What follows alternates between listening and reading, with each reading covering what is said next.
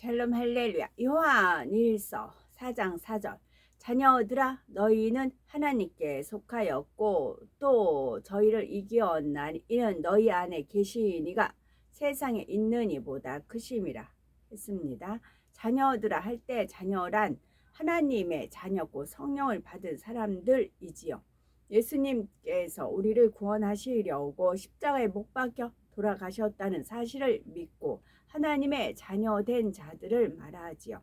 주님을 영접하고 성령을 받은 후에는 성령의 인도하심을 따라 진리대로 행해야 합니다. 진리 곧 하나님의 말씀대로 사는 사람은 하나님께 속한 사람이지요. 아직 온전히 성결되지 않았다 해도 하나님의 말씀대로 살기 위해 노력하며 진리를 행해 나갈 때 하나님께 속했다 할 수 있습니다. 이렇게 믿음으로 진리를 행하려면 세상을 이겨야 합니다. 세상을 이긴다는 말에는 여러 가지 의미가 있죠. 세상 정욕을 쫓아가지 않고 진리로 자기 마음을 지키는 것, 핍박 가운데서도 믿음을 지키는 것, 이단 사상에 미혹되지 않는 것 등이 다 세상을 이기는 것에 포함이 됩니다. 세상을 주관하는 원수마귀 사단에 맞서서 진리 가운데 살아가는 것이 세상을 이기는 것입니다. 아직 믿음이 연약할 때는 믿음의 싸움이 어렵게 느껴질 수가 있습니다. 초신자들 곧 믿음의 1단계에서는 세상에 지는 경우가 비교적 많이 있지요. 예를 들어 시기, 질투, 미움, 혈기, 욕심, 간음 이런 죄성들이 자기 안에서 요동할 때 진리를 들어서 알기 때문에 범죄하지 않으려고 노력은 하지요. 마음의 갈등 속에 싸우다가 어떤 때는 진리로 승리하기도 하고 어떤 때에는 유혹에 져서 범죄해 버리기도 합니다.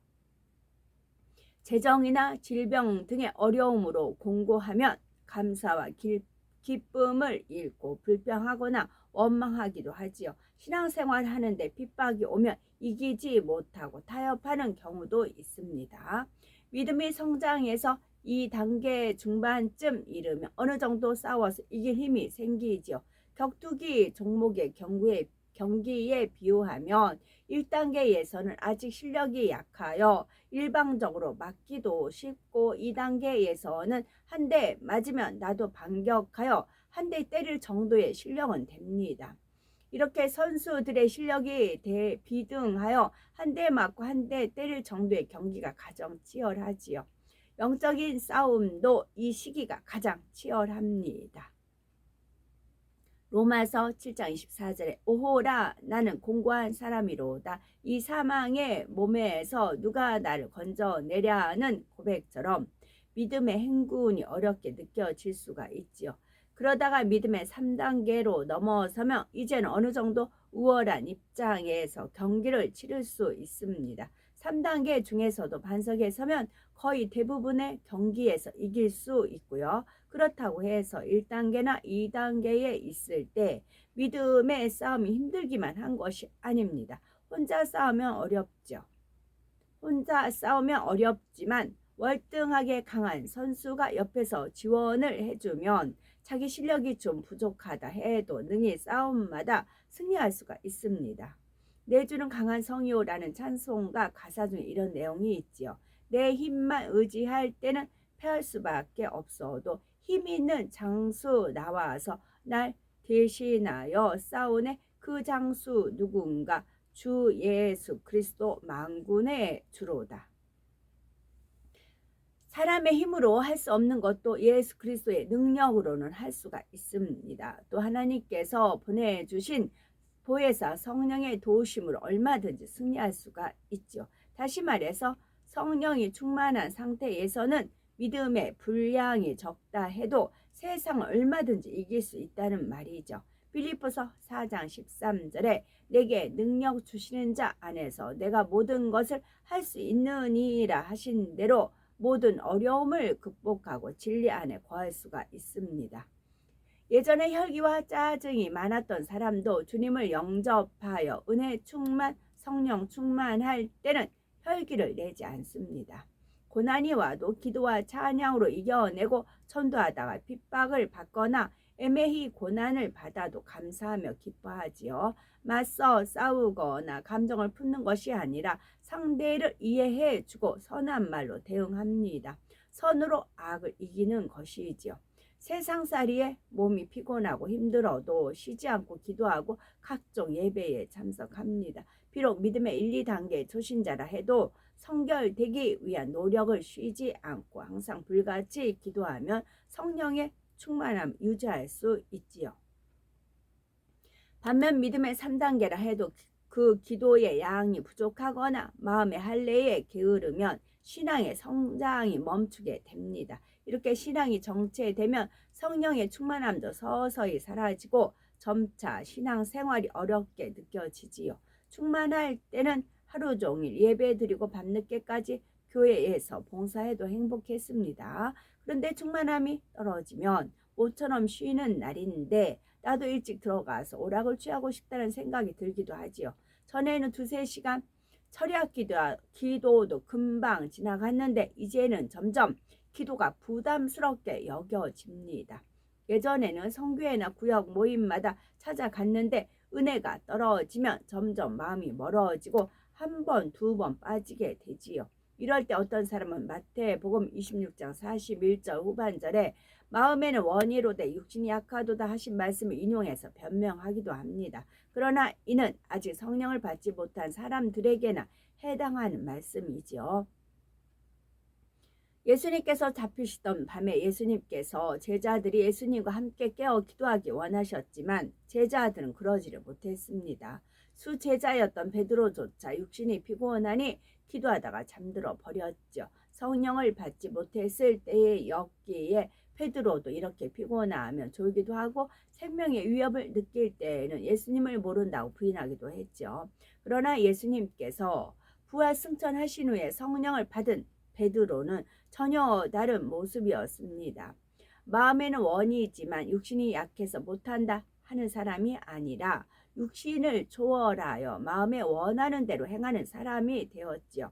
살기 등등한 위협 속에서도 권능을 행하며 담대히 복음을 전했습니다. 네로 황제의 핍박이 한창인데도 복음 전파를 위해 로마로 달려갔고 마침내는 십자가에 거꾸로 매달려 순교했지요. 너희 안에 계신 이가 세상에 있는 이보다 크심이라는 말씀대로 성령께서 주시는 능력은 원수마귀 사단이 가진 어둠의 능력보다 큽니다. 이브리서 11장 38절에 이런 사람은 세상이 감당치 못하도다 했습니다. 세상의 성도들을 아무리 핍박하거나 미혹해도 성령이 충만한 성도들은 기쁨과 감사, 지혜와 능력으로 능히 이길 수가 있습니다. 우리는 항상 성령이 충만하여 세상을 이겨나가야 되겠습니다. 그래서 마침내는 승전가를 부르며 새 예루살렘 진주문을 통과하는 우리가 되어야 되겠지요. 저희는 세상에 속한 고로 세상에 속한 말을 하며 세상이 저희 말을 듣느니라. 우리는 하나님께 속하였으니 하나님을 아는 자는 우리의 말을 듣고 하나님께 속하지 아니한 자는 우리의 말을 듣지 아니하나니 진리의 영과 미혹의 영을 이로써 아느니라. 5절 6절 말씀하셨습니다. 요한일서 4장 1절에 3절에도 영 분별에 대한 설명이 나오죠. 하나님께 속한 영과 어둠의 영을 분별할 때 예수 그리스도를 시인하는지 여부가 가장 중요한 기준입니다. 이와 더불어 하나님의 말씀 곧 진리 안에 거하는지 안 하는지가 빛과 어둠을 분별하는 기준입니다. 사람이 어떤 말을 하고 어떤 말을 듣는가에 따라서 어디에 속해 있는지가 분별되기도 하죠. 영적으로 자기가 속한 영역의 말을 하며 그 말을 알아듣기 때문입니다. 예를 들어보면 우리가 어느 나라에 출장을 갔는데 그 나라의 언어를 전혀 모릅니다. 식당에서 혼자 밥을 먹고 있는데 주변에 많은 사람들이 대화를 하고 있지요. 주변 사람들이 서로 아무리 재미있게 대화를 해도 우리 귀에는 그 대화가 들려오지 않습니다. 말을 알아들을 수가 없기 때문이지요.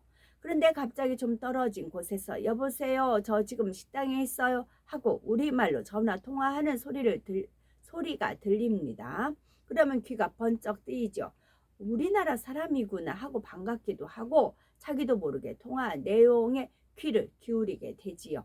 내가 쓰는 말이고 내가 알아듣는 말이기 때문인 거죠. 영적으로도 마찬가지입니다. 우리가 진리에 속한 사람이라면 다른 사람의 말을 들을 때도 진리에 속한 말에 마음이 동합니다.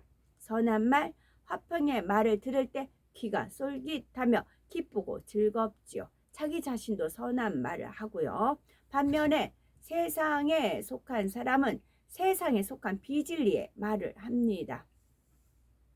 또 자기 안에 비진리가 많은 만큼 선한 말을 흘려 듣게 되고 악한 말에 귀를 기울이며 마음에 담게 되지요.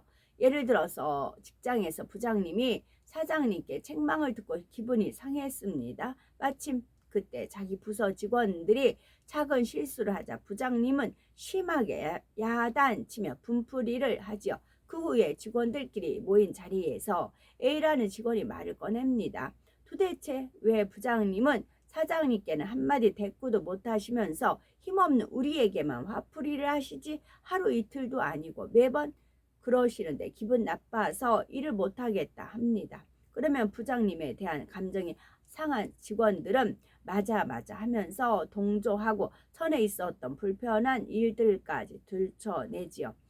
그럴 때 B라는 사람이 조심스럽게 말합니다. 부장님이 오늘은 스트레스를 받으셔서 절제를 못하고 화를 내셨지만 내일은 미안해 하실 텐데 우리가 그냥 이해하고 섬겨드립시다. 직장 생활하면서 모두가 어려운 일이 많은데 우리가 이해 못하면 누가 이해하겠어요? 라고 하는 거죠. 우리는 A라는 사람의 말과 B라는 사람의 말을 들어보면 누구의 마음에 선이 있는지 분별을 할 수가 있지요. A라는 사람의 말을 들을 때 공감이 가고 그와 함께 부장님에 대한 불평이 나온다면 자신의 마음에도 선이 없음을 알아야 하죠. 또 그런 사람들은 B가 선하게 말을 해도 귀를 기울이지 않을 뿐만 아니라 오히려 선한 말을 하는 B까지 싫어하는 경우가 있습니다. 윗분에게 잘 보이고 싶어 한다거나 혼자만 착한 척하고 혼자만 착한 것처럼 군다라고 비난을 하지요. 반면에 선한 마음이 있는 사람은 A라는 사람의 악한 말을 들을 때 동조할 수가 없습니다. 오히려 그런 말을 듣는 것이 민망하게 여겨지지요. 반면에 B라는 사람의 말을 들을 때는 그 선한 마음을 느낌으로 듣는 사람의 마음도 평안합니다. 이렇게 사람이 어떤 말을 하는지 어떤 말을 귀 기울여 듣는지에 따라서 자기 마음과 선과 악이 드러나는 것입니다. 자기 마음에 선과 악이 드러나는 것입니다. 탐심과 거짓이 있기 때문에 거짓말로 남을 속이기도 하고 남의 거짓말에 속아 넘어가기도 하지요. 사심과 교만이 있고 자기를 드러내고 자랑하기를 좋아하는 사람은 남이 간사한 말로 부추기면 익숙해서 좋지 않은 일에 이용당하기도 하지요. 또 마음에 음욕이 있기 때문에 정욕적인 말, 더러운 말하기를 좋아하고 남들이 그런 말을 해도 재미나게 듣습니다. 말을 듣는 것만이 아니라 남의 말을 전하는 것도 마찬가지이지요.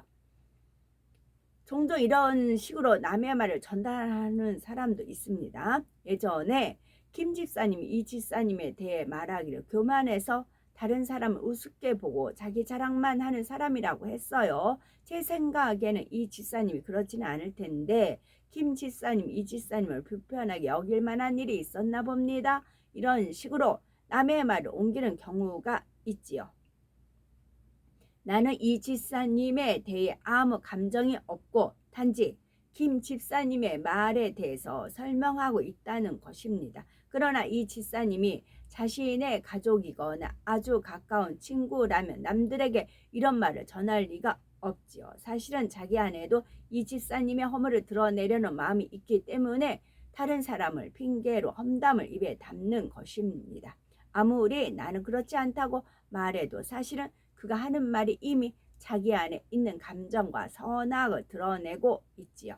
세상에 속한 사람, 비진리의 사람은 진리에서 벗어난 말을 할 수밖에 없습니다. 누가복음 6장 45절에 선한 사람은 마음에 쌓은 선에서 선을 내고 악한 자는 그 쌓은 악에서 악을 내나니 이는 마음에 가득한 것을 입으로 말함이니라 하셨습니다. 또 잠언 15장 2절에 지혜 있는 자의 혀는 지식을 선히 베풀고 미련한 자의 입은 미련한 것을 쏟느니라 했지요. 악한 사람이 가식적으로 선한 말을 하려고 해도 결국은 그 악이 드러나지요. 또 세상에 속한 사람은 세상에 속한 말에 기울이며 동조합니다. 반면 하나님께 속하여 진리를 구하는 사람은 진리의 말을 하기 원하며 진리의 말을 듣기 원하지요. 사람의 성과 악뿐만이 아니라 어떤 영의 역사를 받고 있는지를 분별할 때도 같은 기준을 적용할 수가 있습니다. 그 상대가 무엇을 말하고 듣는지를 보면 되는 것입니다. 진리의 영과 미혹의 영을 이로써 아느니라 6절에 말씀하셨습니다. 적그리스도의 말, 미혹하는 말은 성령의 역사와 반대되는 말입니다. 적그리스도의 말, 미혹하는 말은 성령의 역사와 반대되는 말입니다. 마음의 진리가 잘 채워져 있고 성령의 역사를 밝히 받는 사람은 적그리스도의 미혹하는 말을 들어도 그 말이 마음에 받아들여지지가 않습니다. 예를 들면 하나님의 자녀들은 죄짓지 말고 거룩하게 살아야 한다는 것이 예전이나 지금이나 변함이 없는 하나님의 뜻입니다. 데살로니가전서 4장 3절에 하나님의 뜻은 이것이니 너희의 거룩함이라 했고 빌립보서 2장 15절에 이는 너희가 흠이 없고 순전하여 어그러지고 거스리는 세대 가운데서 하나님의 흠없는 자녀로 세상에서 그들 가운데 빛들로 나타내며 했습니다. 진리의 영, 하나님의 영을 받는 목회자라면 반드시 양떼에게 죄를 지적하고 성결을 가르칠 것입니다. 하나님의 자녀들은 세상 정욕에 물들면 안 되지요. 우상 앞에 절하면 안 되고요. 간음과 혈기, 탐심과 미움을 버려야 합니다. 거룩하고 정결하게 살아야 됩니다. 이런 말씀을 항상 선포해야 하지요. 또한 성령의 역사를 받는 성도들은 이런 말씀을 듣고 순종할 때 자기 안에 계신 성령이 기뻐하시는 것을 느끼고 즐거워합니다. 그런데 어떤 사람들은 하나님의 뜻과 전혀 반대되는 주장을 합니다. 사람이 어떻게 거룩할 수 있나? 계명을 다 지키라는 말씀은 구약 시대에 해당하는 말씀이지 신약 시대에는 예수님을 구세주로 믿는 믿음만 있으면 된다라고 하는 거죠. 또 믿음을 지키기 위해 고민하거나 핍박받는 성도들을 보면 적당히 타협하라고 설득하기도 합니다. 주의를 꼭 그렇게 온전히 지킬 필요가 있나? 예배만 한 번 드리고 영업을 하면 되지. 또 이미 교회에 가서 예배 드렸는데 남은 시간은 오락을 취하면 어때 하거나 내가 마음으로만 하나님을 잘 믿으면 그만이지 제사상에 절 한번 하면 되는 것 가지고 고집 부리면서 화평을 깨야 하나 하면서 상대의 마음을 맞춰주고 화평을 이루어야 주변 사람들을 전도할 수 있지 않는가, 이런 식으로 정당화시키는 것이죠. 그러면 안 된다는 말씀입니다. 아멘.